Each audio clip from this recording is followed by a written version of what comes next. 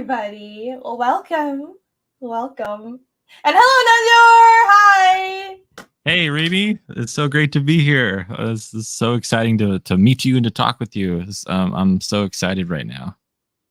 I am glad that you can be here. I'm excited to talk to you. I remember seeing your book around, and as I was just saying to you before the show, I can't wait to delve more into this because it's another fantasy book, and you just launched the Second Chance campaign today, right? So this is new. Yeah, I just launched it like less than an hour ago. So. Whoa! Awesome. All right. So this is technically kind of a launch. So I was like, oh, this is not really a launch stream, but kind of is. So this is a new launch. So come on, let's hype this up and let's get in on this campaign because technically it's a second chance, but it is a new launch. So everybody, let's go. The campaign link is in the description, and let me see. I will also post it in the chat right now, and let's see if I can manage to remember to pin it because I always forget to do that. So while I'm trying to get my shit together, would you can you tell everybody who you are and how you came about to making the Fabled Offering? Yes, I would love to. So yeah, I'm Nandor Fox Schaefer, which you should really be proud, Rini, for pronouncing my name correctly because not a lot of people do that. Oh, really? Yeah, well, it's not that hard.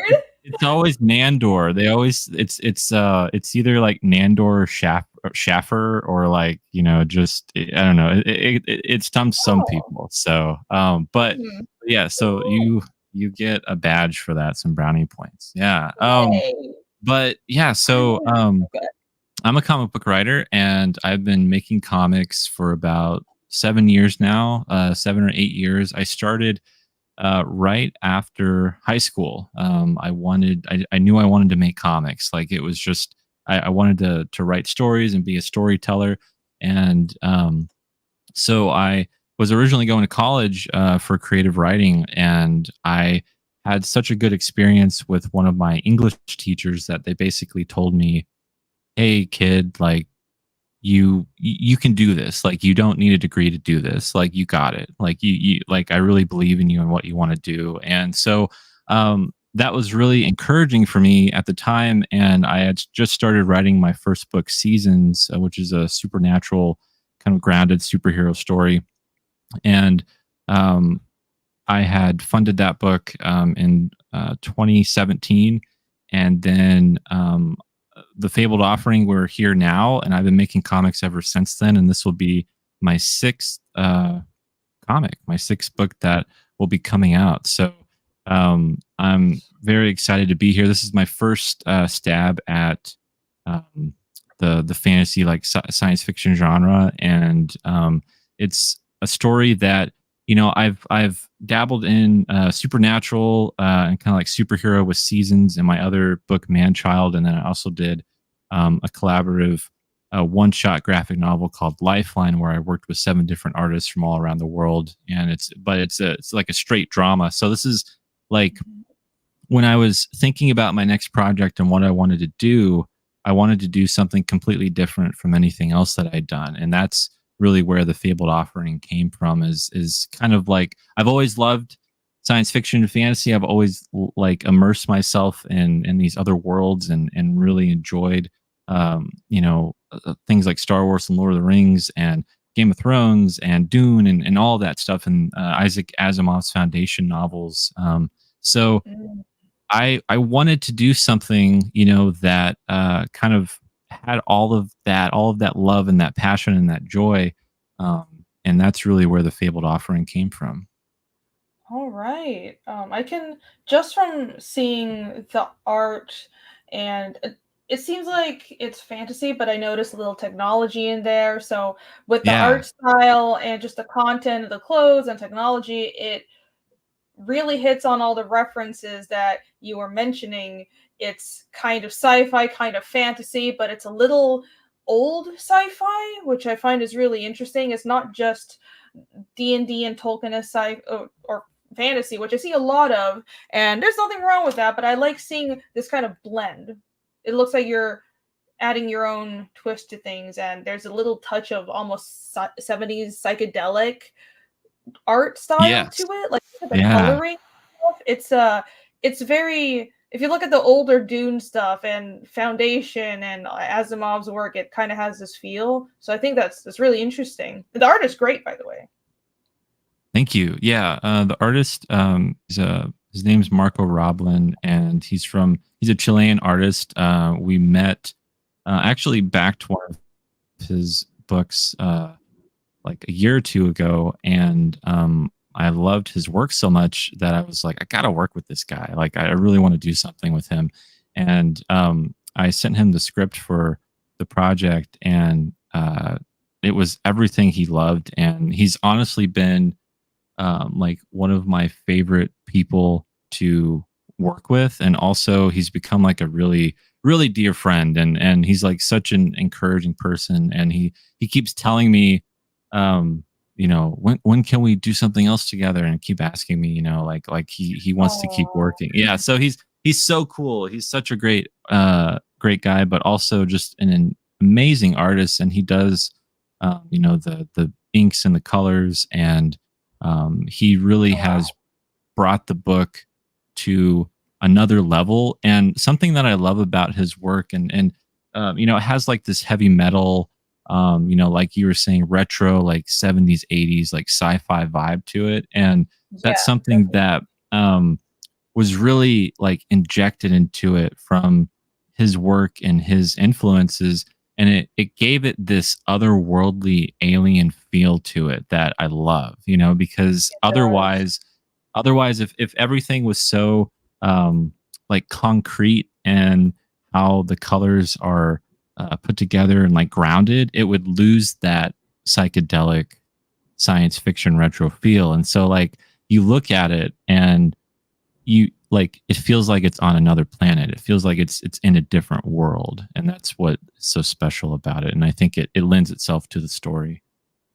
I agree. It really has that feeling of, well, this is on another planet. And I remember doing concept designs and trying to figure out what works when you're designing something to feel like an alien planet. And it's hard. It's hard, especially if there's different levels to it, but you don't want it to just look like, well, this is like somewhere on Earth, but some kind of wilderness on Earth, there's just an extra moon in the sky or something. Like, that's a little basic. Yeah. I Right. like it when sci-fi pushes the feel of, well, this is really in a different universe entirely. I think your artist really hit the nail on the head here. Like, everything is there, nothing is local colors. This is hard. This is really hard to do as an artist and make it look good and cohesive. So amazing. Yeah, it's really like when I was developing the world, because I sent Marco this like 20 to 30 page um, visual document of, just like how I imagined the world to look, and I would sketch out things, and I would do designs, and all that kind of stuff. But like when I was trying to imagine what this is supposed to look like, it was really this like push and pull between having it feel like visually like make sense, like where you can look at it and you can go, I know what that is, but still like a little weird and a little different, like different enough to where you don't just think that, oh, that looks like something from, a Tolkien novel, or it looks like it's something from, the Peter Jackson movies or whatever. So like it really was this like this balance act between, because like, to be completely honest, I find it really difficult sometimes to immerse myself in like a sci-fi fantasy, like a mashup book, because it can feel like they are at odds with one another. So trying to find that blend and that balance was like a really good like challenge for me as a creative. But then trying to nail down the visuals of what that is supposed to look like was, another challenge. But like I feel like we've locked in this like equilibrium with it, and I'm really proud of what we've been able to do. I agree. Marco really did nail it, and just making things look really out of this world. I mean, I keep saying that. I feel like I'm a broken record, but it's true. Kind of not Yeah. going fully with either fantasy or sci-fi. So instead of landing on a awkward in between. I feel like he just decided to go completely wild and build something from the ground up, and that's kind of how you would manage to create a fantasy sci-fi merger visual look that doesn't feel like, well, you're just kind of taking sci-fi but astroturfing a little tech onto it, or like a little sci-fi but there's magic stuff and people wield swords, which I agree, I've seen a lot of that as well, and Marco managed to do it right. Yes. Well, I'm glad it comes across that way, because like it's one of the biggest hurdles for me, and getting this book out there and talking to people about it. It's like you can kind of pitch it, but like until you really look at Marco's work and kind of how it makes you feel and how you're somewhat mesmerized by it, it's almost like a hypnotic, color palette. Mm-hmm. Yeah. This is Feel like you're in midst of it all. Yeah. Yeah. It's very heavy metal. I think this is the type of really creative Western comics that I gravitate towards as well. Like, how manga tends to just be really wild and out there, and I feel like this is like a Western mirror of that, this style, like the really good heavy metal stuff. So Yeah. I think it's really cool that you guys are in the indies and you're making something that, I feel like in the heyday of heavy metal, this would be a frontliner on the magazine. So very nice. Oh, well, thank you. Yeah, I will definitely tell Marco that, because that would lift his spirits. Oh yeah, it's definitely true. And you have all these other variant covers as well. What is the story premise? I think let's get to that first. And also Alex VRB said that he's technically backer number 1 as well, so he has managed to become backer number 1 again. So let's refresh and see where we're at. Oh, thank you. At least there is Alex. 2 backers! Thank you! Come on, everyone. This just launched today. Less than like an hour ago, or a little more than an hour ago. So yes, if you want to get in on this, then definitely back it right now. Are you offering something new for the second chance? For anyone who might have backed the last campaign? I don't. Yeah, I don't have anything new for this particular second chance campaign. Marco was talking about doing an exclusive art print for IGG backers, and once he finishes the book, we'll be able to reveal that. But we are like 80 to 90% done with the book entirely. Marco just has to do some colors, and then we're going to get it lettered, and it'll be off to the printer. So we're like so close to finishing it. It's a 44-page epic, and even though it is a one shot, like it's a complete story that follows Grand Princess Aurelia on this quest to save herself and her kingdom. If people like it, if this is something that people that they want more of, there's definitely room for it to grow. But if you want to, if you don't want to like get in on this big series, if you're not looking to start something that you're going to have to like keep following and whatnot, if you just kind of want to like, or you've never given me a chance before on any of my other books, like this is the book to do. This is like my way of being like, okay, if you like this, you'll like everything else that I've done. If you don't like this, at least you get a complete story, and it's something that you don't have to worry about, like, oh, a huge cliffhanger, or oh, I need to like, follow up on when issue 2 is going to come out, and have that stress you out or whatever. So it really is like my one and done, trying to pack everything I love about character study and these genres into one story, and hopefully that'll resonate with people. I like that approach a lot. So the fact that you can expand this, but you're starting out with a self-contained story, but it's substantial. It's 40 pages, and I think especially nowadays, a lot of backers are probably looking for that. I think only insane people like me do long form fantasies that are like 10 books. Don't be like me. This is smart. This is smart.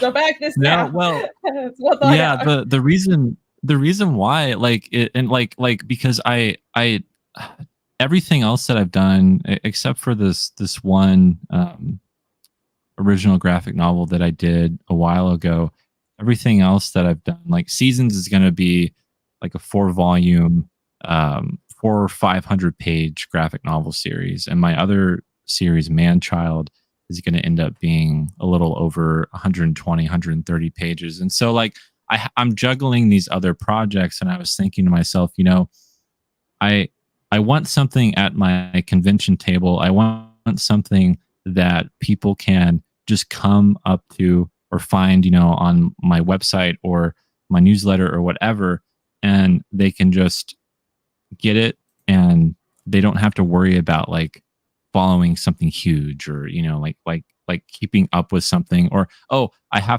really want volume 3 of this, but I have to purchase volumes 1 and 2. And so um it was kind of like a strategic way for me to hopefully get people in the door, for everything else that I'm working on. And if they like this, if they like the way I tell stories, then hopefully that'll cross over to my other books. Yeah, fantastic. Again, that's a very smart approach, and people in chat are already, everyone's saying that the art looks really good, and I agree. I was just gushing about the art earlier.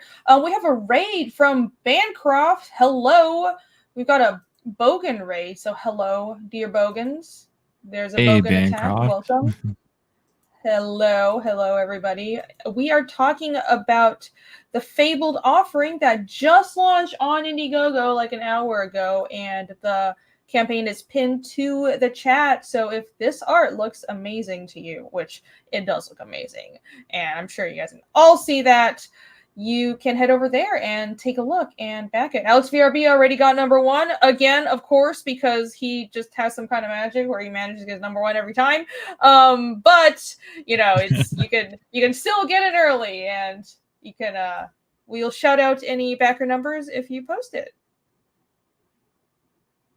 Sorry to Yeah, and the good thing about this campaign too is like, something that backers will not have to worry about is like the book is happening, like it's going to come out. It's going to be out in a couple months at the latest. And so there's no risk involved. Like, you don't have to worry about if it's going to be fulfilled. You don't have to worry about if, it's going to be completed or anything like that. So everything about this campaign, what I'm really focused on is kind of, having it be somewhat of my storefront for this book and my other books, but also there are stretch goals that I would love to unlock, and that people who, if we get enough traction, we can get some really, really cool goodies. One of the stretch goals that I would love to get to is to do like a director's cut, black and white edition of this book, where every backer, they get 2 books. They get the colored version and the black and white edition.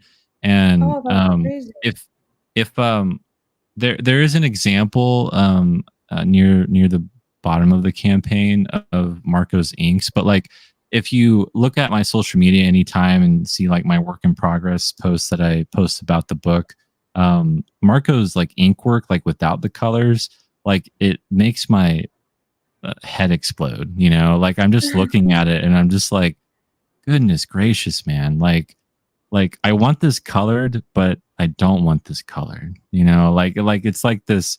Like, did we really need to color this book? It's like, yeah, we did, but he's just so talented in a lot of ways. So I love seeing that. And I'm kind of I don't know, a stickler for black and white comics. Like, I love black and white comics, and there's just something really raw about it, and really pure. Like, it just feels like this is like this is it at its most, like, raw form.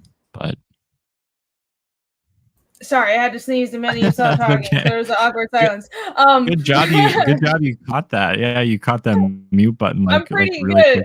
I'm pretty good at not sneezing and coughing into the mic. Yeah, I was gonna say it. Oh, here are the inks. That is insanely beautiful. I mean, I was going to say that the colors seem to work so well with the inks. I don't want to see it in black and white, but I was wrong. That's amazing. My God. Yeah. So Yeah, I know. if I know. you guys all back this book enough, then you might be able to get 2 books and a whole extra book for free. And I know there are backers in my chat that are fans of black and white comics. So help us get to this stretch goal. Come on. And that's the 35,000 stretch goal? 3,500. Yeah. 35. Oh yeah, 3,500. Sorry. Yeah. Brain fart. Yeah, that's not much at all. We can definitely get there. I mean, this campaign looks so good. Oh my gosh. And you just launched. Are you running this for 60 days? Yeah, yeah. So I will definitely be running it for the full 60. All right. Yeah, wow. All the covers. I mean, just scrolling down, there isn't a single piece of art that doesn't look amazing. And here are your other books as well that I assume are add-ons. Correct. Yeah. So all of my previous books. Yeah. It's so funny. It's such a different genre, but I like that you're a writer and you can showcase your versatility here as well, so people can check out some of your other work. There's a lot of add-ons. That's smart, and it's very book-focused campaign, which I like.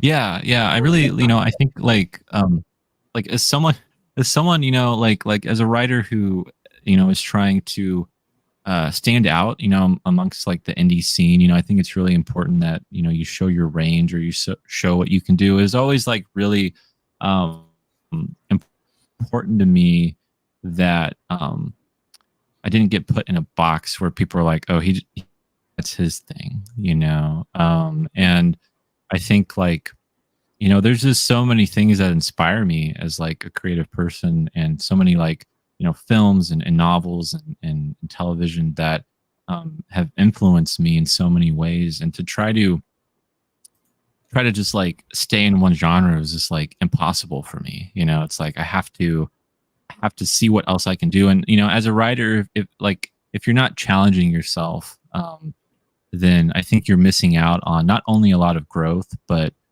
you're missing out on opportunities to meet new customers, meet new people, make connections with others that they wouldn't necessarily look at your work because, oh, that's just not something I'm interested in. But if you have sort of a wide range, you can cast a wide net and kind of see what comes from that. All right, yeah, that's a good point. I think I mean I wouldn't know what it's like to be a real writer. I'm an artist pretending to be a writer. It's how I see things. But I could imagine that branching out and showcasing your style that isn't constrained by a genre would be really helpful. A Fuse Box for $2. Thank you so much. Hey, Rini, I done a message on Twitter. All right, I will check. Thank you very much for the super chat. And sorry if I missed your message. It's been a lot going on. I've been real busy, but thank you.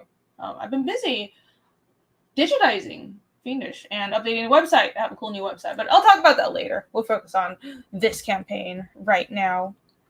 Let's talk about the story a bit. I kind of was going to talk about that and then moved on and totally forgot. What's the premise for this?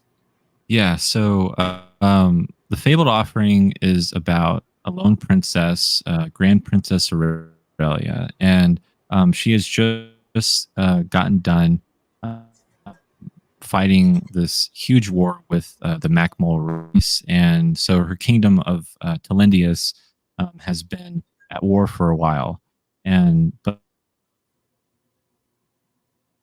kingdom, and she's the victor of this war. And so as we get to the first few pages of the book, we see that she is a bit lost, like it's like when you come back from war and you don't know what to do, like your purpose, you've been kind of locked in this state of war for so long. It's like you kind of fear the quiet, you fear being at peace. And so that's where we find her in the story. And after a few events, she is thrust on this quest to meet this ancient deity figure called Sizen. And Saizen is like one of the ancients of this world, and his function or his role in this world is he can manipulate time, and you can bring an offering to him. So that's where the title comes from, the fabled offering, and you can bring an offering to him to you know happen in your favor, or if you need to make a negotiation with this ancient deity. And so Aurelia goes on this quest to meet this figure, but as you can tell, he doesn't really look like a nice guy. He doesn't look like the hero of the story. And so you're kind of wondering, like, why is she going here? Why is she going alone? Why is a princess on this quest alone? And more than that, why, she's pregnant and she's alone and she's going on this quest. So how is this warrior going to survive to get to Saizen, to get to that's his starship right there on that page. And so she has to get to this mountain, and she has to climb this mountain, and it's not guaranteed that she'll even be able to see Saizen. Like it's not something that, like, she's going against all odds to meet with this deity, and she doesn't even know if what she wants that she'll get. So it really comes down to this all or nothing desperate journey that she's on, and whether or not she'll meet him, whether or not she'll get what she wants from him, remains to be seen. All right. Yet I gotta say, these just the pages you show here, she's like heavily pregnant, like 7 months pregnant, climbing this mountain makes me real nervous. I'm like, I want to know more. What's happening? Why, girl? Why? Is the Saizen, was it? Saizen? Yes. Yeah. Is that the guy with like the eye in the mouth? It is. Yeah. So that's cool. That's great. Yeah. So that's so what's cool about him is he's actually like since he's a deity, like he's outside of the constraints of space and time, and so he has 3 faces, and they represent the past, the present, and the future. And what's so cool about this character is that you every time you see him, he's coming from a different perspective, like to say the least, where he's looking at things from the past, from the future, and from the present. And there's this like sense of like he knows how things are going to play out, but he's also fighting himself at the same time, because he's not necessarily aware of everything that is happening in the world and in this this universe. So like it's really this this interesting character where even though he's a deity, he's like omniscient, there's this blind spot that he has, and that's why like his eyes are kind of like all over the place in these different versions of him. But yeah, so he's a really cool character because he's not bound by time, and so every time that he's talking, it can be from like the future tense or the past tense, and you're it's really challenging as a writer because you're trying not to give too much away. Like if he knows the outcome of like this scenario, like how do you not reveal that to the reader, but you also have to like stay true to like the function of the character at the same time. But so yeah, there's a lot of interesting stuff happening there. Well, I could see how that sounds like fun, a real challenge, but also a lot of fun. That's like, I mean, I'm seeing the Saga of Ice and Fire and the Dune influences and the whole like omniscient powered being speaking to a normal temporal human thing. That's great.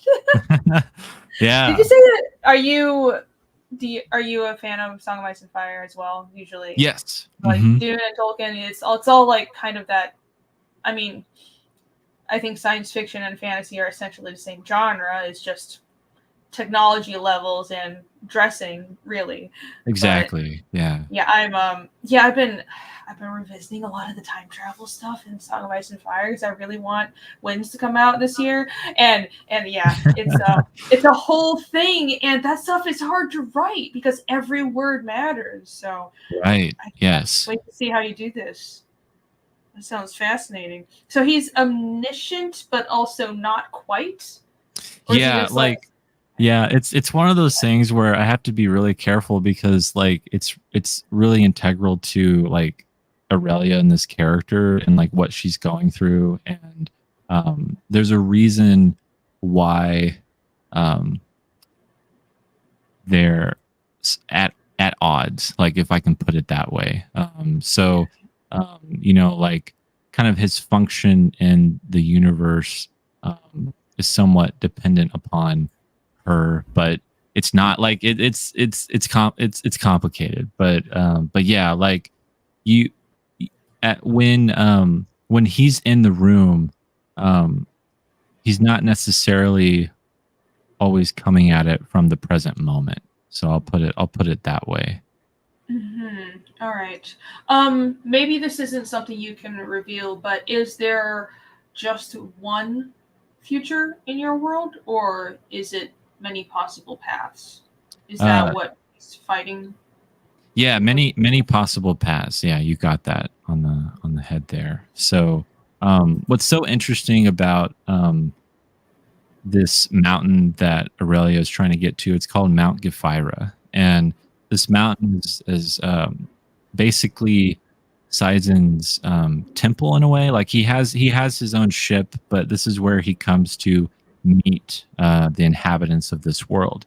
And the inhabitants of this world, what's so interesting about this mountain is that um, the people that it's separated with a time wall between like this plane and another plane. And so when you have other um, people in this world come to this specific mountain, they're either coming up to it from the past, from the present, or from the future. And so when they all congregate, um, they're not necessarily everyone there. They're not necessarily from the same time frame or from the same moment in time. And so, like, Dang, that's trippy. yeah, yeah. So, like, when you get there, it's like there could be wars that have been won that the inhabitants are like now fighting at this time, but you know, to other people that war's already been won, you know, or whatever. Wait, So like wouldn't that fuck with the, like, if you meet someone from the future and you're like, exactly, yeah, yo, so this yeah, is how you win this war. Hey, place this, I don't know, buy this lottery number or some shit. Like, so you can just climb this mountain and then you can cheat on your lottery. yeah, Probably.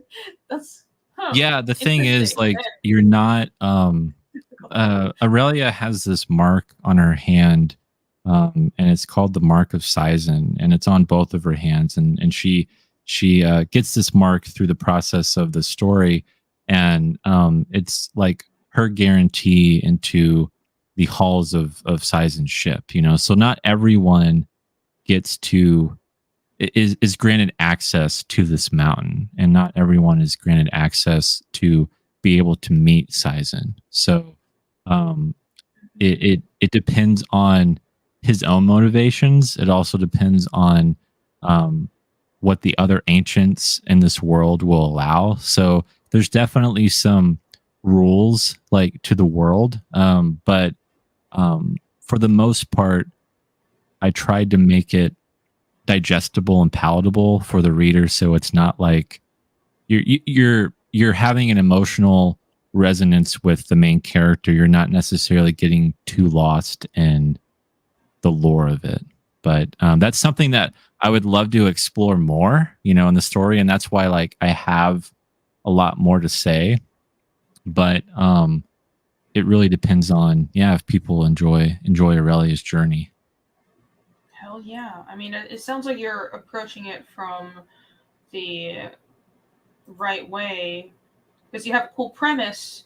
The setting is interesting, but what really matters and what readers latch onto are the character and the character's journey. So right. that sounds like that's the focus, and you're focusing on what Aurelia is there for, and we want to find out more about her. I assume I want to, so I think that's something people can look forward to.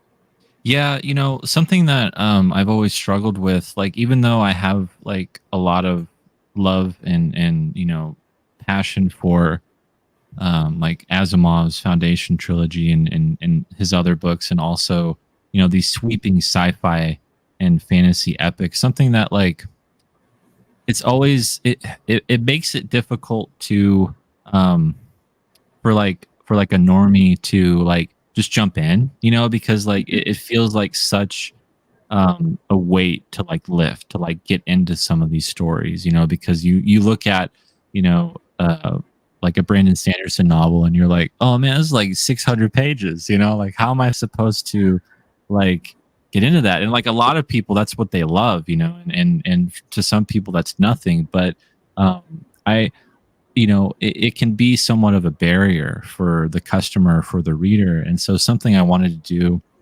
with the story in this comic is kind of like break down and kind of like get like kind of trim the fat of like all the lore and everything, and still have that be there, like either visually or things that are hinted to, and things that there's still world building happening, but you're not gonna be like, man, I just don't know what is going on, or I don't know how this world works, and so like you kind of keep it. I wanted to keep it to where you're really focused and really invested in Aurelia and her motivations and why she's doing this and why she's struggling to get to this ancient deity while, being like 7 months pregnant. It's like, what would cause someone to do that? And why is this princess all alone? And why is no one helping her? So that's something that, was to me a lot more compelling and interesting than just being like, oh, like I just have this amazing world. But if you have this amazing world and you don't relate to the characters, you really lose a lot. You lose a lot of that emotion and that resonance that could be very instrumental in making you believe in what's happening and feel invested in what's happening, rather than just being like, oh, that's a cool concept, or whatever. Right. You are just saying all the right things. And Anna Miller says, first I've heard of the Fabled Offering. Looks, it sounds great. And he back. Thank you so much. We will Thank you, Adam. refresh in a bit, and I'm sure it's gone up quite a bit.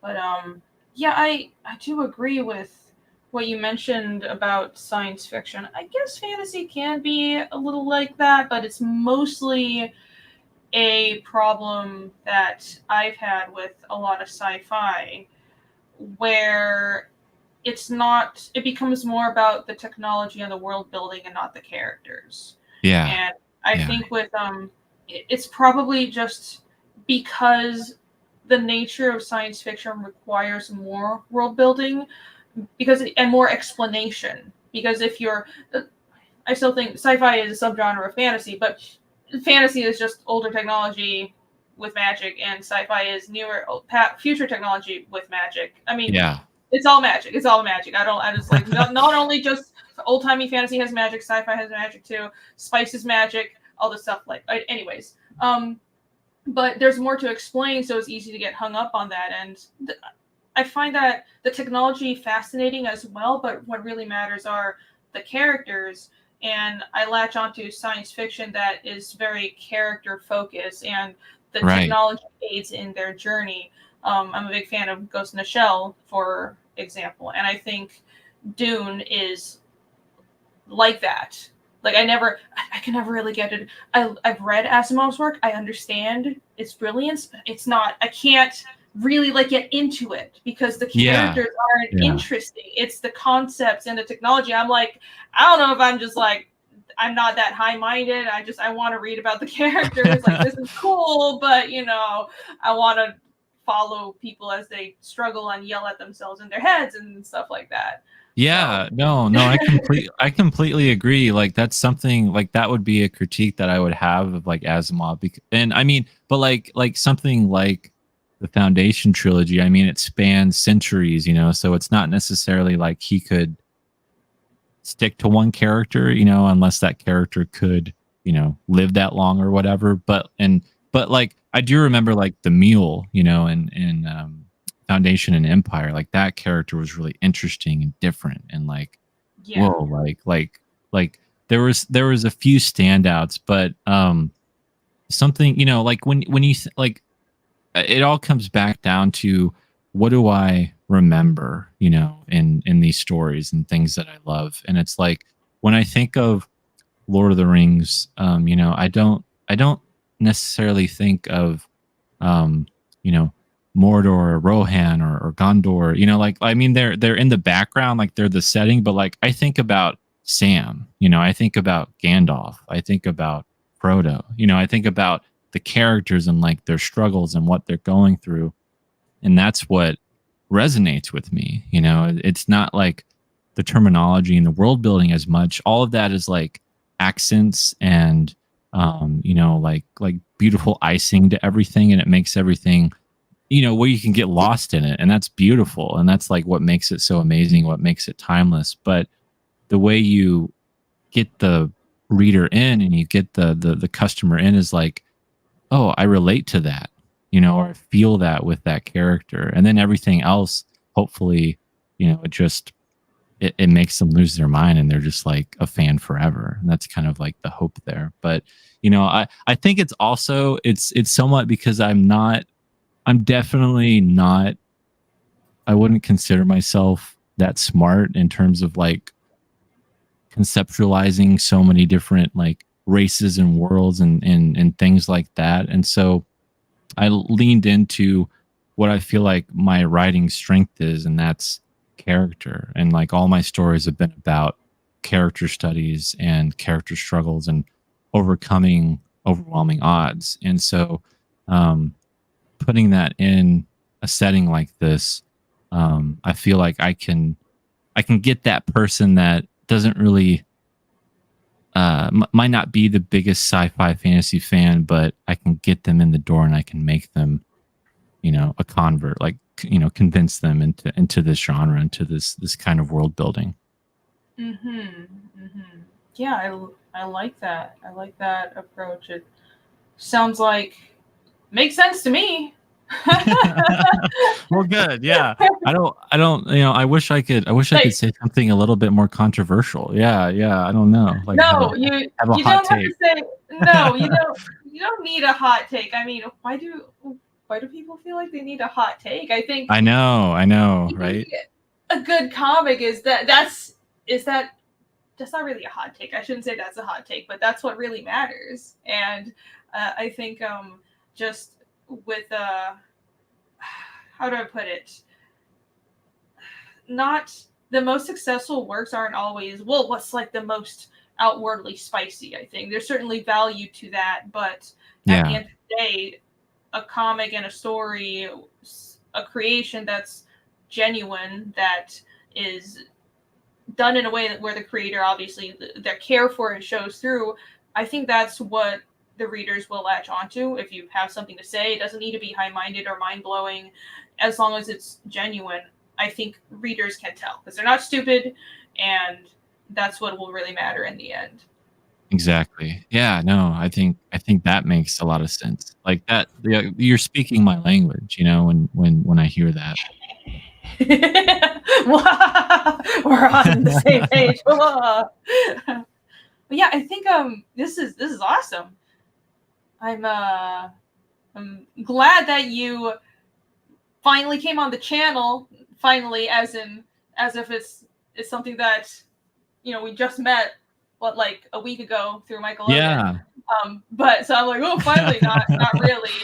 We just met, but this is. I remember seeing the first campaign and just noticing how the art really stood out and how it looked really, really special. And I like that. It's I think that genuineness shows through with the art. And now that you've pitched a story, I can tell it's not just a cool art. You have a interesting concept behind that, and I think that's really going to shine through. I'm sure everyone in chat seems to agree. So well done. Hello, Billy Comax. What does that mean? GTSY. I don't know. I probably don't want to know. But hello, thank you for joining. Let's refresh this and see where the campaign is at. Actually, you know what? Let's look at the covers real quick. I've been scrolling past it just up and down the whole campaign forever, but let's see how many covers you have one by one. There's 6 variants. Yeah, right? That's correct. So I have 6 covers. The first one there at the top is Marco Roblin's cover, and that's a wraparound cover. So everything else are by different cover artists. But yeah, Marco Roblin did the interiors and that cover there. All right. So trippy. My God, so trippy. This is great. This is just like giving me Mobius heavy metal flashbacks. We were just talking about Mobius a couple weeks ago, and I'm like, yeah, so nostalgic. I miss that kind of comic, that kind of sci-fi stuff. That's just like all weird and looks like, you know, the artist just smoked a bunch of weird drugs and it looks amazing and otherworldly. It's great. Yeah. And this is a cover by Will Playden. Yes, he is an Australian painter, and this was traditionally painted by him. And this was one of the very first. This is actually like I kind of consider it the concept cover, because like this was one of the first times that Aurelia and Sizen and this world were ever drawn, you know, and this was like kind of a jumping off point for Marco and I to kind of get a grip on the visual foundation, the visual anchor for kind of what we wanted to do. But so yeah, I actually owned this original piece, the original art for this, and it is I cherish it a lot. It's a beautiful cover. Oh, that's awesome. Yeah, traditional media too. Right, that's really impressive. Got all the shine and stuff. It's very good. And it's covered by Cortez Flavio. Yeah, this is trippy. My God. Yeah. Woo! Yeah, this was Cortez. He does a lot of oil painting, and so this is also traditional with a bit of digital mixed in, but it's it's a full oil painted piece that he'd done. He's a Italian artist, and he's done a few published books with Dark Horse. But yeah, I saw his. He does a lot of horror comics, and I saw a few pages from one of his horror books, and I was like, I gotta tap this guy on the shoulder. I really want to do something with him. So you have Aurelia there, and you have the 3 faces of Sizen like surrounding her, and with her glowing sword there. But yeah, I wanted to do something kind of like almost like an old, you know, like 18th century painting, you know, or 19th century painting, like something that would feel like you could hang it on your wall, and it would have like this exotic frame around it or whatever. So that was kind of the inspiration for the artwork there. It's kind of like that, but definitely with a new touch to it as well. It definitely feels like fine art. And now that you say this is mixed media and part of it is oil painting, that makes complete sense. That's what has he worked on for Dark Horse? I forget the title, but it was a horror title. And I don't remember. I think he did some anthology work as well with Dark Horse, and did some horror anthologies. Yeah, I can see his style fitting that really well. Wow, that's amazing. Let's see. Cortez Fabio. It reminds me a bit of, who's that guy? The watercolor guy, David Mack. Oh, like, yes. Yeah. This traditional media kind of a lot of, and this is much easier to do in traditional media, and digital is just cleaner. And I mean, I guess now with what's that Apple only program, Procreate or something that I don't use because I refuse to use Apple. You can mimic traditional media, but that kind of blurry, painterly look that really you can't messy. quite Yeah. That messiness. That's what I really like seeing traditional artists embrace, because you can't completely replicate that digitally no matter what you do.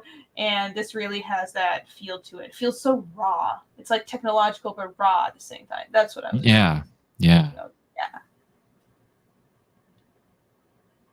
Hell yeah. It's people are okay. Listen.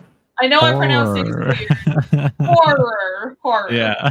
American accents. I always pronounce that funny.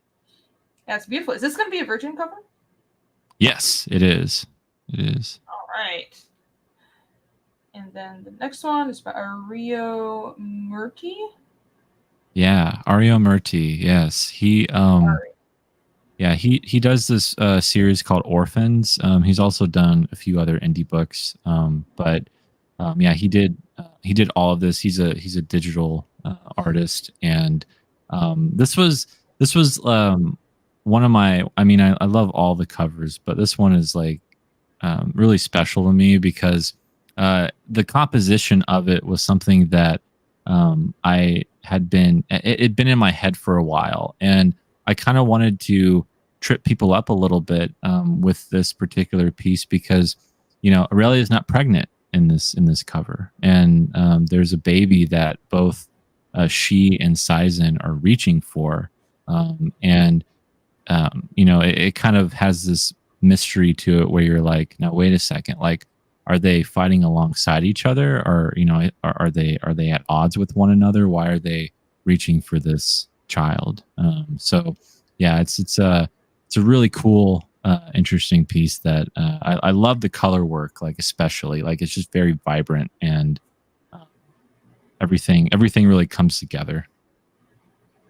Yeah, the colors, the style, I think, is different than the interior work and a lot of the other covers, but the colors tie it in, I think. Yeah. I didn't know what to think with this, but yeah, she's not pregnant. I assume that will happen at one point. She becomes not pregnant. The baby will exit. Maybe. Yeah. Maybe. Who knows? Oh, it's fantasy. All kinds of weird things could happen. But it just looks like they're like, by the power of the baby, and there's a light shining down. It's amazing. I actually really like this. I use this in the thumbnail. So this the art style is very nice as well. Yeah, I think it's impressive how Ario, I said their name wrong. Yeah, you got it. Tied in the colors to the series, even with such a different art style. It's very well done. And this is cover E by Ricardo Latina and Valentina Bianconi. I don't know any of these artists, but I feel like I need to start knowing now. Dang. Yeah. Look at that cyber horse, man. Yes. So that this is the only cover that features Aurelia's steed, Anobicus, and it's a cyber horse. So like, what's cooler than that? Like that's great. That's great. It's a cyber horse. Oh, I love it. And look at all the designs. I didn't see it in the interior pages. Yeah. I don't think I have one up there of Anobicus, but yeah, he is in the book, and is actually a big part of her journey to get to the mountain.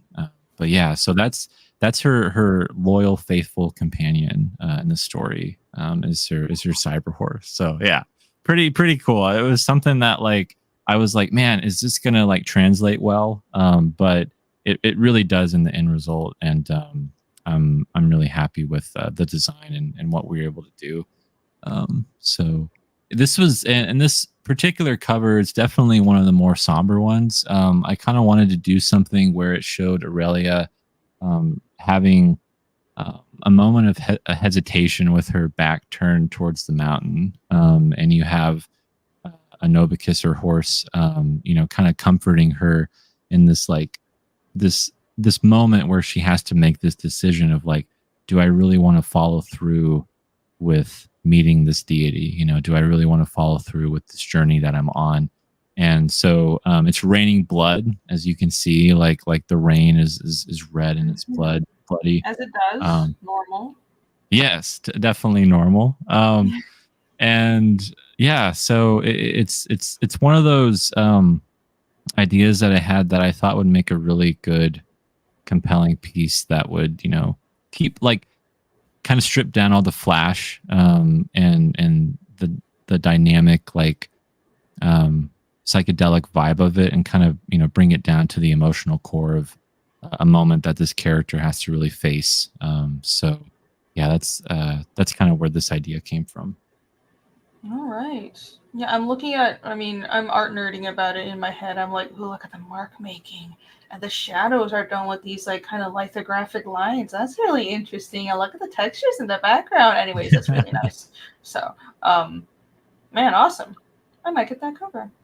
And cover F by Marco Rudy. This is super epic as well. Yeah. Yeah, that's also traditionally painted. Marco Rudy has done a lot of work for Marvel and DC and Image and a lot of different companies. Most notably, I discovered him from the New 52 Swamp Thing and the Winter Soldier series that he did a few years ago. He also did a really wicked cool fantasy indie book called RDW that he did a couple of years ago, and it's all traditionally painted. And he wrote it and drew it, and it's a beautiful book. But yeah, he's one of my favorite artists that's working today, and he also did a cover for Man-Child issue 2. So I'd worked with him before, and I was like, I have to, like, we have to work together again. We have to do like a fantasy sci-fi thing together, because that's kind of his shtick, like what he really loves to do. So yeah. Awesome. Yeah, I can certainly tell fantasy sci-fi seems to be his fit. So are these, you're not selling the original art, are you? No. However, I always like it's not off the table. It's, you know, it's kind of one of those things where I never know if that's something that people would want. But if someone is interested, you know, like definitely message me or let me know, because I would love to have that conversation. All right. Well, there you go. If any of you in chat are art collectors, and I know there are a few people who appreciate original art, message Nandra, and maybe I'll be able to pick one of these up. Da da da. No, this one's the traditional one, and this one as well. Man, Yeah, that's so beautiful. I never let that go. I love those colors. Ah, and this. And these are the tiers. You have a digital tier. Interesting. I do. Yes. Yeah. Right. So if you're, you know, if you don't want to pay shipping, if you're like an international backer, or if you're just someone who, you know, can't afford, you know, $14 or to $20 for the print copy, yeah, you can get the PDF. It's a 44-page comic for $6 as a PDF. Nice. That's a very affordable price point too, compared to a lot of other crowdfunded comics. $14 is really good, especially now. Like, printing costs a lot. Dang.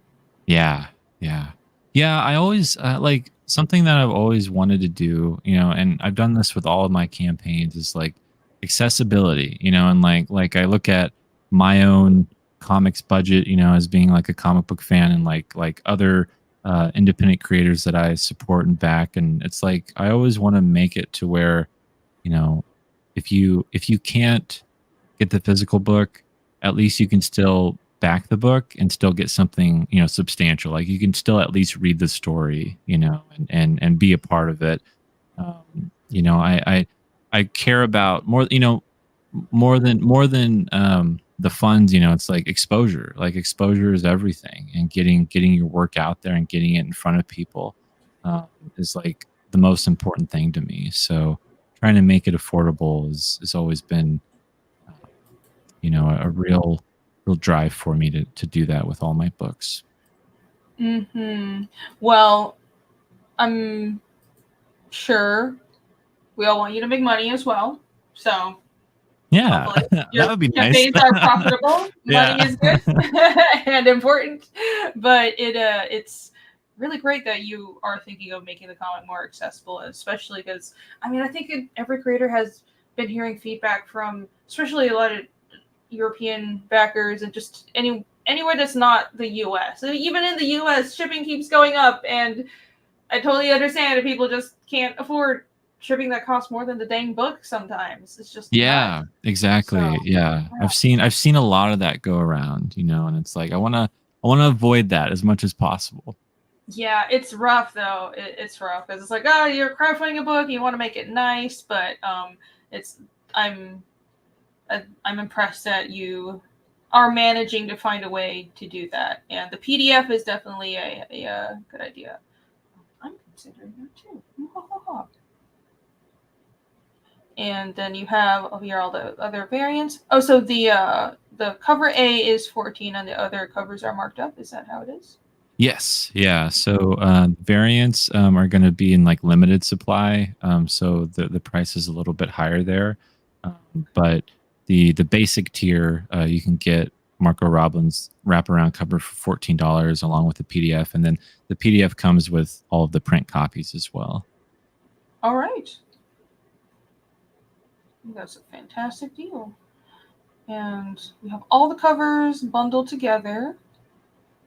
Foxhole Comics bundle. So what is that? Yeah. So I go my YouTube channel, my newsletter, and all my books are under the Foxhole Comics imprint. And so if you want to get every single book that I've published, that I've made, there you go. It's all there. It's over 350 pages of comics. Whew, that's a lot. But that's great. You have a backlog of work, so this is not your first go around, and all these other books exist. So if, by the way, if anyone came in late, this book is almost done. The Fabled Offering is almost done. So you're definitely going to be getting this book, and you have all these other comics that you can bundle in as well that are quite a diverse genre range, right? Yeah, I got like kind of like traditional superhero with like meta commentary on comic book fandom with Manchild. I have a supernatural series with Seasons, and then Lifeline is a standalone graphic novel that's a straight drama, and then the Fabled Offering, which sci-fi fantasy. So kind of runs the gamut there.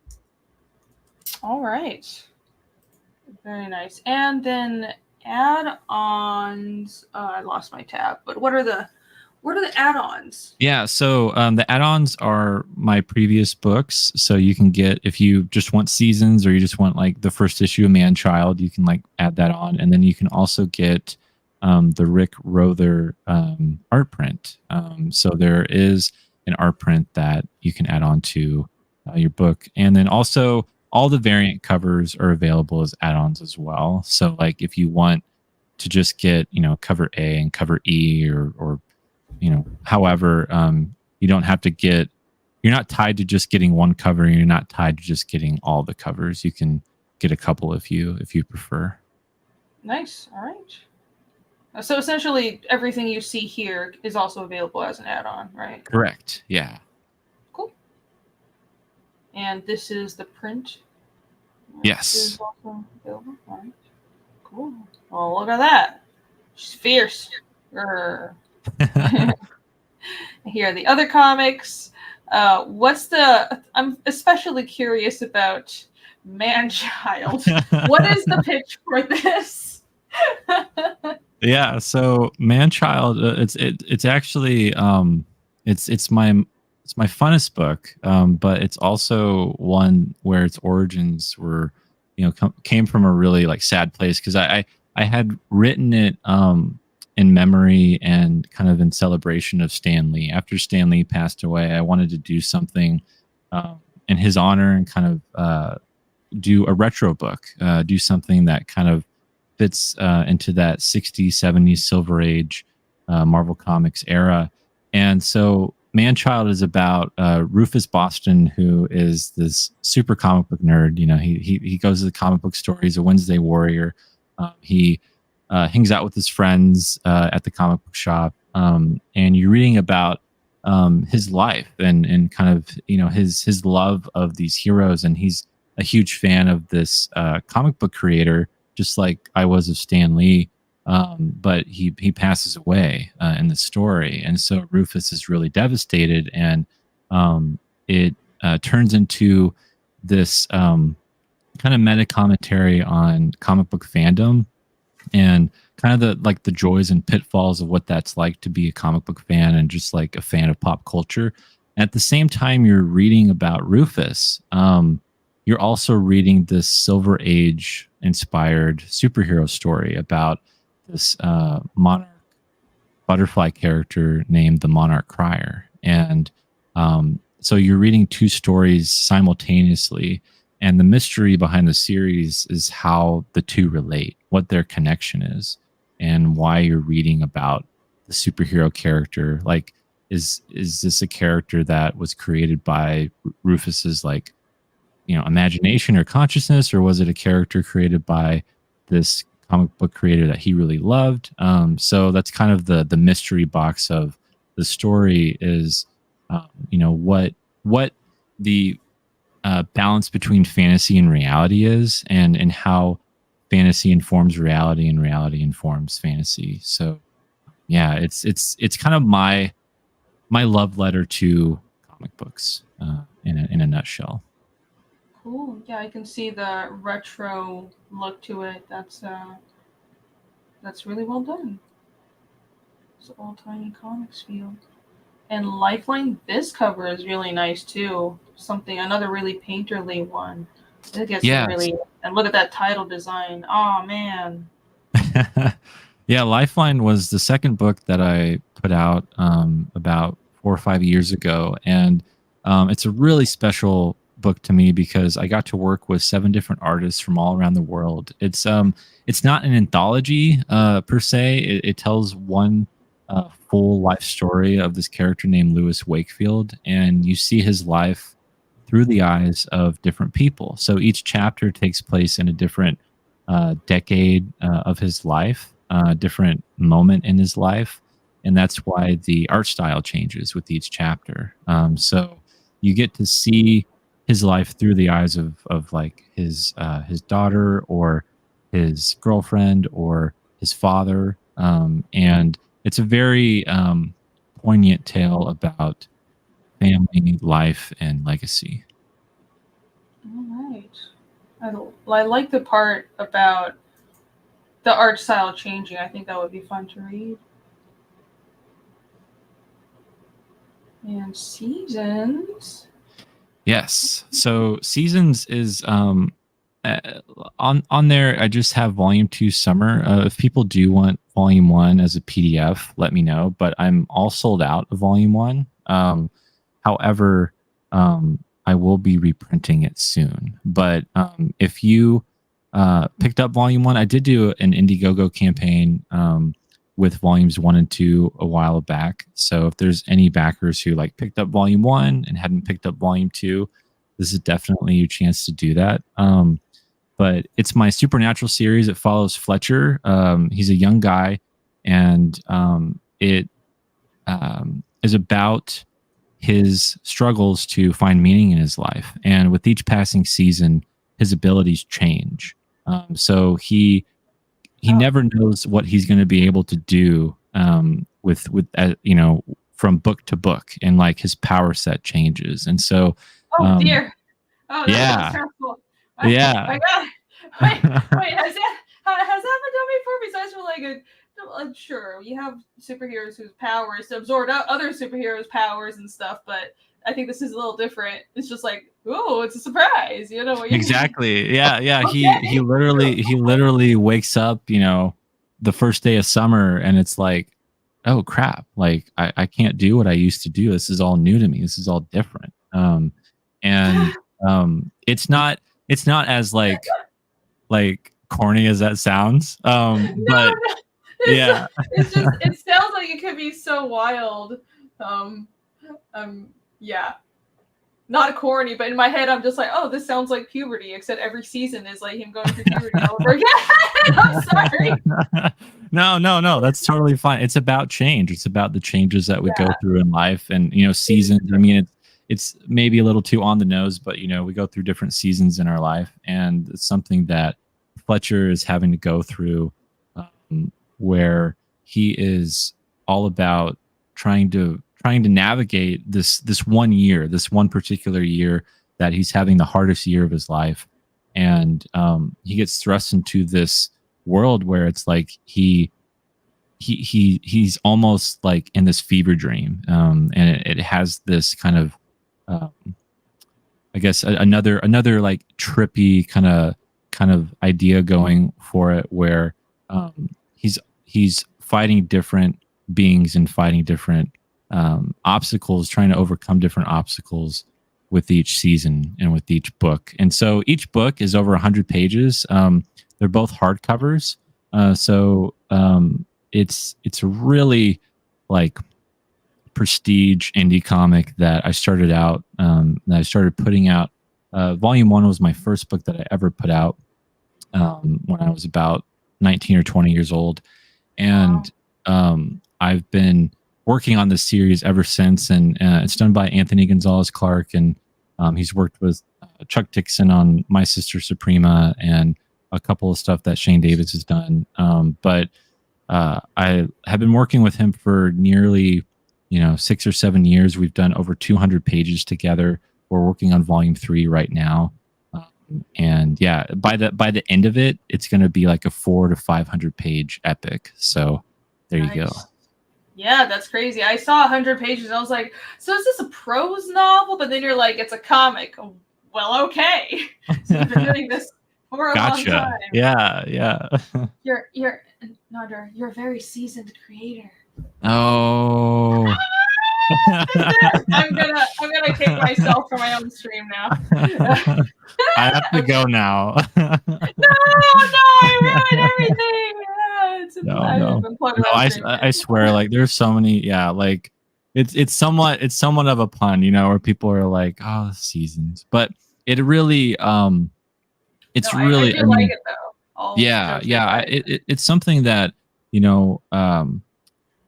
change is hard to deal with, but it's the only constant that we have. And Fletcher in particular in the story, he's really struggling with finding his footing in his own life. And what's really fascinating on the art side of things with this book is that it starts out black and white in volume 1, and then in volume 2 there's a little bit of splashes of color. And the reason for that is with each volume, with each book, we're bringing color back into Fletcher's life, so to speak. And so he's becoming whole again with each book, with each volume. So if that is interesting to anyone who's watching and listening, I think it makes for a really compelling character study and character arc for someone who feels like the world is colorless and gray and depressing, and they can hopefully find color in their own life. All right. Yeah, that I think this does sound like a really interesting premise. Do you have a website or somewhere else where people can take a look at the interiors or other material for these other books that aren't offering? The offering. So like I'm just trying to think of a short name. Fabled the offering. The Fabled. Yeah. Fabled offering. So I don't have like an official web store where people can look at the interiors. I do have seasons up on Webtoons. So if people want to read it on there, they definitely can.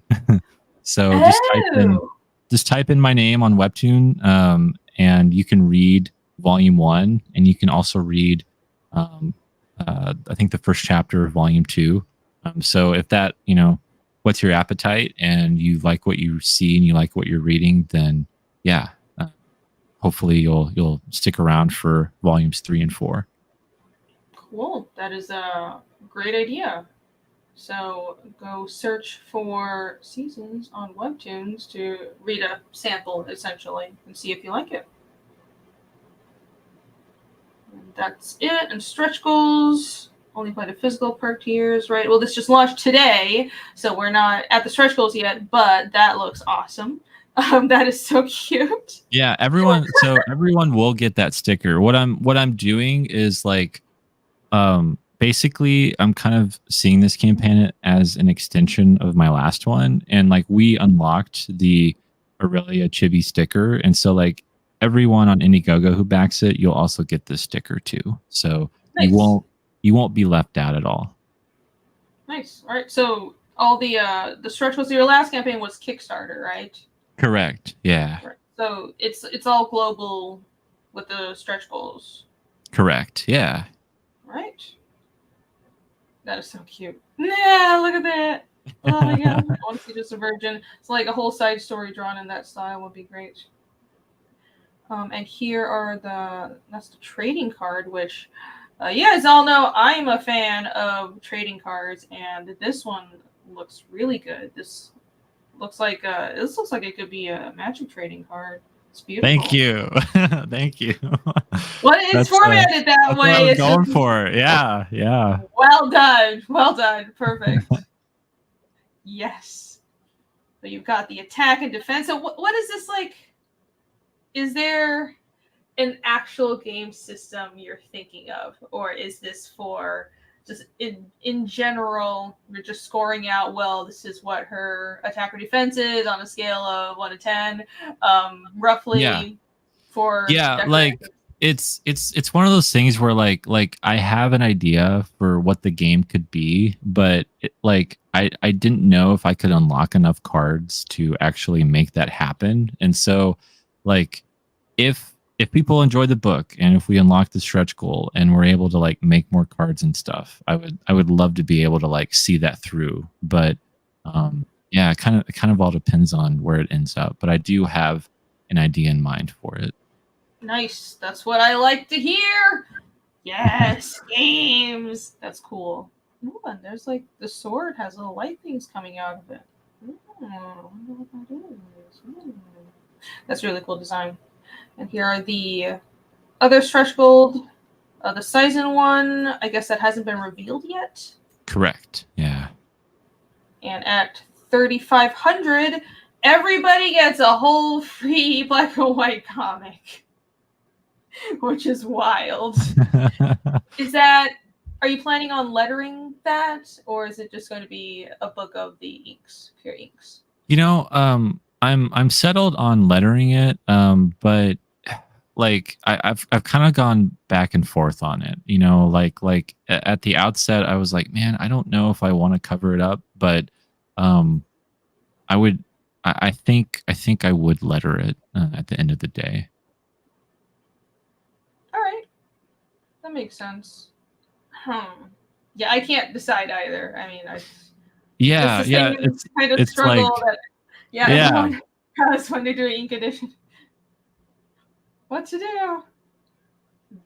I mean, I think I would be fine with it either way. I think since you're already providing the comic, the color comic has the lettering. It's not necessary to have the black and white edition lettered as well. It could just right, yeah, or enjoy the art, right? But I don't know. I think the inks are so good. I would enjoy reading it in black and white as well. And I know some people prefer reading in black and white, especially with really good black and white art. So I don't know. Yeah. Either way is fine. Let the people decide. Let the people decide. Vote right now in chat. Vote, yeah. Fight amongst yourselves and battle to the Minecraft death and let us know the results. There's a temporary tattoo. Ooh, that's a cool idea. I don't think I've seen that a lot. Interesting. You have a map! You're 7,500 gold a map! Yes! Sorry. I really like fantasy maps. That's cool! Okay. Is this a map that's already done?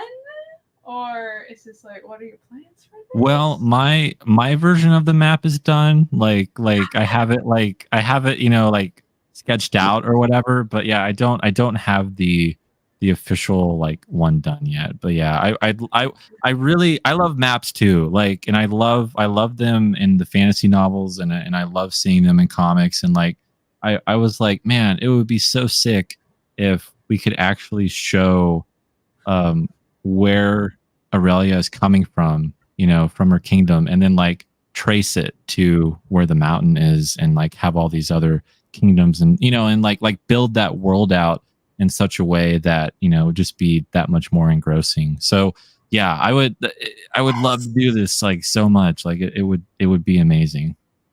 Yes, get to this stretch goal, everybody. Practice right now. It's so like a little at the bottom. I didn't even see it till just now, and everybody knows I really like fantasy maps for no reason. I don't know. I just think it's interesting. It's just so cool. I think I had these children's books of really detailed environment scenes and isometric view as a kid, and that just like kind of just really just geared my mind towards fantasy maps. It gets your imagination going, and stuff like Dinotopia was full of maps and charts, and that it's such a cool thing to have with anything sci-fi or fantasy. It's yeah, I want this. Give it to me now. we gotta speak this into existence, Yes, everybody. Speaking into existence, we're going to get there. 7,500. That's not even that much. Come on, we can get this beautiful looking book to there in no time. We've still got 60 whole days to do it. So I trust that the chat, the real MVPs of the show, they'll get on this and they'll get you to the map stretch goal for me, please. Yeah, do it for Rini. Yeah, if that helps, then sure. I selfishly want this. And here are the creators. Wonderful. It's I like the design of this too, by the way. Thank you. Yeah, DC, the letterer, he did the graphics and everything, and really is an excellent collaborator for all this kind of stuff. Nice. It's a small thing, but I think I really do notice when campaigns are well designed. Yeah. Like the campaign page uses the same font, or if it's even better if comics have their own website, which I've been pushing a lot. So anyone who can do that, I'll continue to push that. It just adds a level of polish that just feels so nice. And I think I want indie comics to succeed. I want everyone to do well. And I think just having that design sense, and it's branding, which branding does matter, that'll help you stand out. So I like how this is put together. Very nice. Thank you. Hey, it's Jimmy. Hello, Jimmy Reyes. Jimmy. Hola. Hey. Jimmy's in the chat. Hello. Everybody go back Dragon Rage. Thank you for the links, Alex. Back Dragon Rage now. Jimmy must be almost done with that as well. All right. Let's see. I think we've covered this quite thoroughly. Let's refresh it. I'm sure it's gone up. But if you have come in late, if you are just joining us, first of all, you can watch the replay. We've covered a lot of ground, and there's a lot that has gone into this campaign, and this book is fascinating. You will want to watch the replay, Nandor explaining the story and the art and the whole setup. But also, take a look at this beautiful art. This campaign just launched today. This is the second chance after the Kickstarter. This is a campaign on Indiegogo, obviously, and it's the first day of 60 days, but the art is almost done. So I'm sure you're not going to have much longer to back it. So back it right now. If you like sci-fi or fantasy, sci-fi and fantasy mashed together in awesome psychedelic ways, and this is for you. And Time Lords that speak in different tenses. 4, it went up more. Come on, we can get to at least 100. Come on, everybody. I believe in you. Let's watch the trailer. All right, let's do it. Play the trailer, and hopefully that will encourage a few people to back it as well. Edwin, hello, what's up? Granda is here. He said he just back. Maybe that hasn't showed up yet, so we'll play the trailer and refresh again, see if it goes up some more. One does not simply back into Nandor. Oh no! Oh no! The puns! I started it. What have I begun? All right, I'm gonna play the trailer before this gets out of hand. All right, let's go. The Fabled Offering returns for a second chance campaign on Indiegogo. If you weren't able to support the Kickstarter, want to snag one of the variant covers, or just help unlock some stretch goals, now's the time. Fabled Offering is a 44-page sci-fi fantasy one-shot epic about a lone princess on a harrowing quest to save herself and her kingdom. Attempting to reach the peak of Gafira Mountain while carrying her unborn child, Grand Princess Aurelia will stop at nothing to meet the ancient Sizen aboard their starship, the Aegis. Will Sizen accept her offering? This book was made for fans of Star Wars, Lord of the Rings, Seven to Eternity, Dune, and Dungeons & Dragons. The Fabled Offering is a mature tale about trauma, sacrifice, and the power of choice in the face of fate and destiny. I'm Nandor Fox Schaefer, the writer and creator of The Fabled Offering, along with artists Marco Roblin and letterer DC Hopkins. The book is about to be sent to the printers, and we're planning on all packages to be delivered by June 2024. Since the book is nearly done, the Second Chance campaign is solely to reach new audiences and to see how many stretch goals we can unlock before fulfillment, so there's no risk involved. We guarantee that you will get your book in a timely manner. Will you join Aurelia on her quest? The Fabled Offering now beckons you. Sweet. Very to the point. Sweet. Sweet. Sweet. Well said. Well said. I saw there were some pages in there that weren't on the campaign either. So that's right. I have to like, make the video a little bit more interesting than just what's on the campaign page, but also it's been really difficult to share new art without spoiling anything. I feel like I've shared maybe 15 pages from the book already. And I don't know, I feel like I'm getting to that point where it might be too much, so I gotta kind of hold it back because I want people to just get the book and not be so familiar with it, I guess, if that makes sense.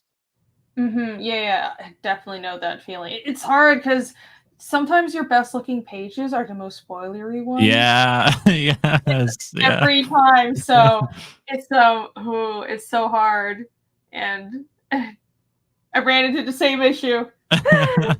Yeah, and there are these there are these specific panels that I'm like, oh my god, that would be an amazing promo piece, but it's such an emotional beat. Even if I don't have the lettering on there, just showing that image, I feel like that moment will be stolen if people see it before actually reading it and being in that moment itself. So yeah, it's a toss up sometimes. I really have to be careful not to share too much. Yeah, what I try to do is sometimes I can get away with showing part of a page without the lettering. So I try to not share any lettered stuff before books fulfill that hill. It's usually it's just something that looks really intense, unless it's I don't know, some major character dying. That's usually you can't really tell what's happening. I don't know, but usually it makes people more interested. But it's always the best looking pages are really spoilery because you want the big impact moments to look cool, right? So yes. It's hard. But yeah. I think you've the pages you have shown are definitely, you've got a lot of really iconic shots in there too, so I wouldn't worry too much about it. The money shots. So cool. Yeah, that's a money shot, and that as well. That's crazy. Oh, cool. Is there anything else that we missed on this campaign that you would like to cover? Man, I don't think so. I think we did an excellent deep dive into it. I'm really thankful for how extensive we went through it, and so thank you so much. No problem at all. Thank you so much for coming on. This was great. I'm really glad I got you to come on the show. Thank you to Michael Odin for hooking us up, and I'm glad we got a few backers. If you're watching on the replay, make sure to back this book because I want this book to do well. I'll definitely be backing it after the show as well. Yeah, thanks again. This is so cool. I love more fantasy and more really original ideas in indie comics. This is we gotta bring it back. We gotta like be the pioneers, you know, re-pioneer this genre into the indie comic scene would be pretty epic. And I mean, you have to back this book because my name's Nondor and it sounds like it's from a fantasy story. So like like I'm coming from a place where like, you know, this is true to my heritage or true to my nature, whatever that means. But Nondor is actually from an alternate timeline, and he has come to our world to write fantasy stories. He's an entity from a different universe. That is very fantasy-ish name, though. I was like, oh, I don't think I've heard that before. SnarkCon for member for 23 months. Thank you so much. Did you ever figure out your puzzle box, Rainy? No. I haven't had time. I am planning on bringing it out next time we play Pathfinder. I should be building a new character for Pathfinder anyways, so maybe I'll build a rogue or something because I've been wanting to try a rogue. Yeah, I have not played Pathfinder for like 2 months. Woe is me. My heart is shattered. The pain, you don't understand, but I don't have time. I've been so busy. But yeah, I should be getting back to it. Jones in for Pathfinder. I am, yeah, because I mean it's like my only leisure thing that I do. Yeah, totally. I just haven't had time for that. I mean, yeah, I love my work and what I do, but I've just been so busy because there's other work for other people, and it's just getting running a campaign, getting blah blah blah blah, and it's like it's already April. What happened? My God, it's flying by. I know. Yeah. Yeah, and I just haven't had time to play Pathfinder at all, but I should be getting back to it soon, and hopefully that puzzle box will come in useful. I'll build a rogue just for the puzzle box. That's what shall happen. A couple people have brought up Taiwan. Dartfield said prayers for Taiwan. Thank you very much. My family is okay. They're on the other side of the island from them. Yeah, so they're totally fine. Very very scary, but yeah, it's my family and friends. Everybody has checked in. But thank you very much for your prayers. It just happened. We're on the Pacific Ring of Fire, just like Japan. Every few years, it's just like a giant earthquake. There's nothing you can do about it. It sucks. Yeah, man. It's like being on a fault line or whatever. You know, it's like, when is this gonna break or whatever? Yeah, it is. It's just the whole entire thing. It's just like the whole Pacific Ocean. It's just the fault line. Yeah, but everybody's fine. So, but thank you very much. Let's see. No, people are shaming me for not playing Pathfinder. Not the car. No, talking about something else. All right. Before we leave, if you don't mind, I would like to. I have a couple things to shill as well, just real quick. You go for it, yeah. Yeah, I'm talking about my stuff that I've already. Well, I talked about it on Sunday, but that was a members only stream, so it was a draw stream. Now it's members only. So if anybody missed it, I have a new update to the Feeders website. Look how fancy it is. I've got this like scrolling thingy here, and I've got like a huge update. Check it out.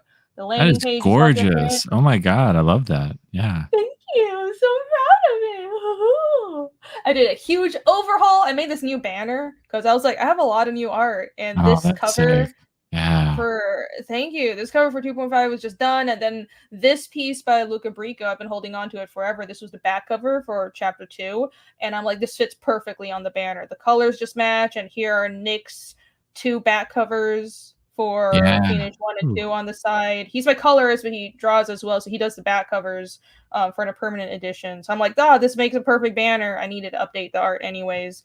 And most importantly, I have access passes, which technically is something I've had for a while, but I added chapter passes. So in addition to the monthly passes, which is it's like Patreon, that's essentially what it is. And what you get access to is just blog posts. I'll set blog posts to be viewable to different past tiers and stuff. And what I'll do is, as I'm working on the comic, as I'm focusing on chapter 3 now that 2.5 is out, I'll be posting process work in the blog right here on this tab here. So if you want to see the process work and want to support the production of the comic, I would, of course, very much appreciate it. And you get sneak peeks at the process and pencils and inks and all kinds of little tidbits early on the blog over here. So that's there if you so choose to support the comic that way. And also, I have a chapter pass, which is the digital version of the comic, and I have a couple of options for the digital edition for reading the comic digitally. The first one here is on the website, so it's a one-time purchase. It's not like you have to pay every month or anything. It's just $10, and I'm a little reticent to do PDFs. I probably will get over myself and do PDFs eventually, but right now what I have is a reader on the website. So this, if you get this, and you do have to like register and sign in and log in, but once you have an account, you get this pass, you'll be able to access a reader that is not just a it's kind of like this. I'm in like kind of incognito mode right now, so I should have like thought of this earlier, but it's a reader like this, but you get extra content because I wanted to make it more special than a PDF. There's little tabs, and I have creators notes and I have sketches on the page that will show up at the same time. So it's a slightly interactive thing. So I wanted to make it more than just this is you reading it on Webtoons or something, which you can also do. Though I'm not putting the whole thing on Webtoons because Webtoons doesn't have a permanent paywall. I'll put preview, like free preview content, just little snippets because it's a big platform, and I'm hoping it's a good way to find a new audience, but I won't be putting like full chapters on there because it's Webtoons, like there's no way to you can set a paywall, but it becomes free after a week, and I'm like, well, what's the point? And it's not just what would be the point? Yeah, what would be the point? It's not just because I love money. I feel like customers already paid for it. So I'm like, I want to give away content for free that people already paid for. But, also money is good. But it just seems I'd like to find a platform that offers a paywall there, which I did. So speaking of, dun, dun, dun, I have so much to cover. I've been busy, guys. I've been doing a lot of work, and this actually takes a lot of time because I'm like formatting stuff for all the digital uploads. Fiendish is now on Global Comics. Have you tried out this platform? Yes, I have. I should have mentioned it earlier, but I do have Seasons and Lifeline and Manchild on Global Comics. So yeah, awesome. Webtoons is also it's not just because of the paywall. Webtoons is very censorious. So I put chapter 1 up. The preview part, like I have the first 20 pages of chapter 1 for free on the website. It's been there for a long time, right? Just for people to get a feel for the comic. And so I put that up on Webtoons, and they took it down because of nudity. Except I censored the nudity already, and they still took it down. So I'm like, is it not censored enough? Like I don't understand. Like, why? I don't know what's going on, so I just kind of don't want to deal with it. I'll try to heal it. I've edited the art, but it's like this is too much of a pain. I'm just it's like, don't you have like a million other things you had to do, and you already did this, and now you have to do it again? Like that's annoying. Yeah, I already censored it. It's so I just don't know what else. I'm probably just gonna leave Webtoons alone. It was very annoying. Now, which I just never understand, because if you just set the age range, which Global Comics has, and I mark Fiendish as mature, kids should not be reading this, and it's been totally fine. And actually, I'm so appreciative. Shout out to the Global Comics team, because they replied to my tweet saying I put my comic on here. They actually upgraded my account. They were responsive, and they retweeted Fiendish and everything. So it's awesome. They have like really good customer service. So I'm like super happy about this. And the reader is actually really good as well. So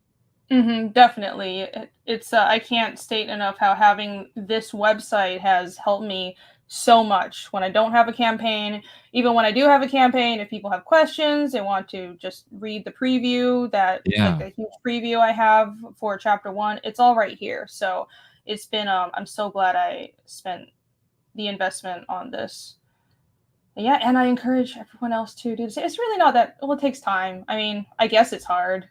I don't know. I like building websites and Yeah. it's like I'm not a coder or anything, but I use Wix and I've used like some other platforms. Adobe has a website builder. I think it's fun, so I don't know. Maybe I'll start doing it for other people just because I want to see comic websites so badly.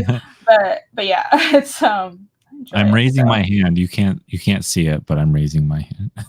Oh, would you like a website? We'll talk Oh later. yeah, yeah.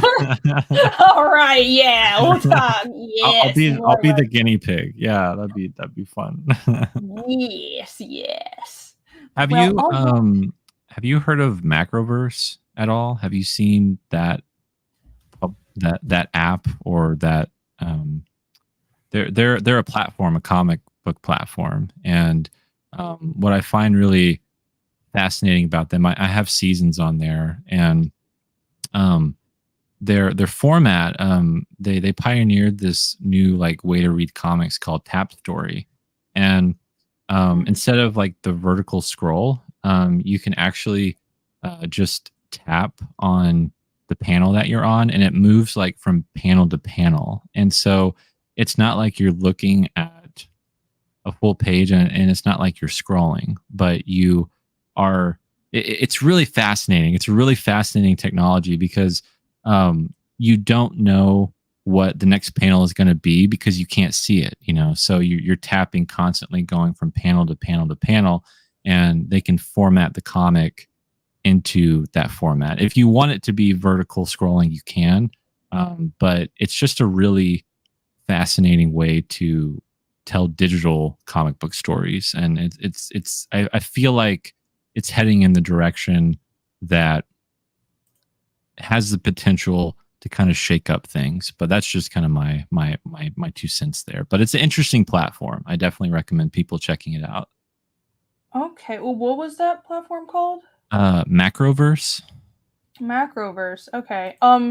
So Global Comics has something similar. I don't I have no idea who did it. I'm trying to share, but my computer is lagging, so I apologize. But they do, I think, have pretty much exactly what you were talking about. It's Okay. it's like every because I went through chapter 1 on Global Comics and kind of cut up each page into chunks of panels, right? So Hmm. you see like this panel, or you just want the reader to see this one panel for now, and it's so you can read it on a page spread like I was just showing, or it can be panel to panel. Like I don't know, I need to show it to describe it, but my fucking computer is lagging. Yeah, no, Ah! yeah. It's Damn it. somewhat it's kind of similar to like how Comixology used to be, I feel like. And I really miss the way Comixology used to be. But Hmm. um it's really interesting because what Macroverse can do is like the the lettering bubbles, like you can tap, go to the next panel, and the lettering bubble might not appear yet. You can make it appear later in the tap. Like the the basically the camera or your phone, you know, the screen can move from left to right on that same panel, and you can have the lettering bubbles, um, you know, balloons like pop up when you want them to. So it changes the way that the beat of the story is happening because you're not seeing and reading everything in one image. You can like manipulate how that shows and how that shows up. But Right, right. Yeah. Yeah, that does sound very that sounds similar to what Global Comics has. I can't show a demo of it now, but anyways, everybody just go check it out. You'll figure it out. And hopefully your yeah. computer isn't lagging like mine. But I love to see that. I was just talking about this on Twitter with a bunch of other Chad Townsend was mentioning digital. A lot of people are talking about digital right now, and I think that that's something that creators should take into account, not to throw away print because I love print comics, and for me, the print comic for Fiendish will always be the premium. But at the same time, the reality is a lot of people read digitally, and there's not everyone is a collector. So I think the collectors get the best product, and those are most of the crowdfunding backers. But a lot of people aren't there to collect a physical book. Like, I remember being broke and 20 years old. I love comics, but I wasn't buying the physical books. I just didn't have the space because I moved every single year. I mean, I was buying some physical books, but it was a pain because, okay, the only things I owned, just like 5 giant boxes of books and a drawing table and nothing else. Like, I didn't even have a bed. But like, I'm sorry, a lot of the comics, I didn't buy them. So the comics were your bed. No. Yes, I just like curled up in like a pile of like loose pages. But so I understand that as well, and just for the convenience, right? And it's I think considering that is just smart business sense. I found out how to hold on. So Global Commons is still not loading for me, but you guys want to take a look at the reader for chapter 1 on the website? Oh, hold on. Let me do this real quick because I have content in there that'll get me in trouble on YouTube. Dun, dun, dun. Let's move past that. Okay. Let's not get my channel struck. Okay. Going back to thought I remembered. So here, this is the reader, and I'll do a proper video on it soon, but this is what you get access to if you buy like the chapter pass on the website. You have the glossary, because I have a bunch of like language stuff in the book. So this is always there for you to reference, and here are the actual pages. And what I have is, you see little tabs on top. I'll have extra information. Here's the grayscale version. I have some reader's notes. So you can, like, not every page has the extras, but a lot of them do. So you can click through that as you read. And there you go. Here I have preliminary work. This is actually an earlier version of the page. I changed Easkel's design. I aged him down, so I redrew like the whole thing. So you can click through and see older, newer. That's awesome. Older, newer. Yeah. So if you like this, then it's on the website. If you like a little extra tidbit, I try to make it a special experience that wasn't just, well, you get the comic, like the same thing, but it's digital. So I try to add a whole little extra layer of enjoyment to it. So yeah, there you go. So I hope that incentivized some people a little bit, or explain what I was talking about. Well, yeah, that's amazing, because I mean, like for craft junkies, like people that, also, like, they not only, like me, like I love watching special features, like when I get a Blu-ray or DVD or whatever, it's like you want to know how the sauce is made, or like, you want the director's commentary. It's like, that is so cool, because you honestly don't get that a lot. I mean, a lot of creators are just, let me get the book out, let me just do the book, and like getting all of those extra things. Like for someone like me, like I love that stuff. Like that stuff is like so fascinating to me, because that way I can get, I get to sneak peek like behind the curtain and like see what's actually, going through your head when you're creating. And that's where you can really find inspiration a lot of the time as well. Yeah. I love seeing other creators process work too. So I want to provide that same experience. And I've noticed that essentially, like, what we're doing is we're making the kind of comics that we would enjoy, and we're creating what we would like to buy and read. And I think that's the best way to go about making your comics and how presenting them and everything. If you're making something that you would like, then chances are a lot of people similar to you will enjoy it as well, and your enjoyment will show through. So I love process work, and that's why I did the comic that way. People have been asking me about a world building book and everything. I will have one. I just can't do one now. It'll have to wait for reasons, but I'm compiling everything, so we'll get a big world building process book in due time. Question. Oh yeah. You guys know it. I love that kind of stuff. Can you hand out codes for passes for the website?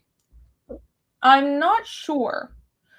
I think probably, because I've been thinking, if you've already bought the physical book, I have no problem with just giving you access to the website reader. Like the digital versions are for people who don't have the physical book, right? So if you back a campaign, if I can figure out a way to give everybody who backed the campaigns just like access to the website reader, that's fine. I will look into that. So thank you for that reminder. Oh, thank you. I'm so glad people like that. Here. Okay, one more thing. I know I've been rambling on forever, but just one more thing. Here, this is the Global Comics Reader. Here's the panel to panel thing. So it's like this. Okay. Yeah. I'm scrolling. Let me go back a little bit, but now I'm going backwards. But it's yeah, you have the full page, which here's like the top of the page, and I kind of just cut it into chunks. And this, you can also read it in a spread like I was showing previously, but I think this is really helpful. Like if you're reading on a phone, I could see this being fantastic. So you don't have to like zoom in or anything. You just click next. Yeah, exactly. Yep. So yeah, I really like their interface. Everybody go check out Global Comics. Fiendish is on there. And also, Nandor, your books are on there as well. They are. Yeah, you can find all my books there. All right. What is it under? Is there anything people should search in particular? It should be. I think it is under Foxhole Comics. It might be under my name, but yeah, you can just type in Man-Child or Seasons, and it should pop up. All right. Oh, Alex is the link master. Look at that. He's on top of it. All right, everybody. Bam. Thank you, Alex. Everybody. Yeah, I mean, Alex has like magical powers or something. He's always the #1 backer on every campaign, and he has all the links. So thank you for that. Everybody go check out Nandor's work on Global Comics. And of course, don't forget to back the Fabled Offering on Indiegogo. It just launched, and I want to see this campaign do well because I want that world map. Let's make it happen. Make it happen. Yeah. Yes. All right. Well, thank you so much for joining me again. It was a pleasure talking to you. Thank you. No, this was awesome. This is one of the best conversations I've had. So thank you.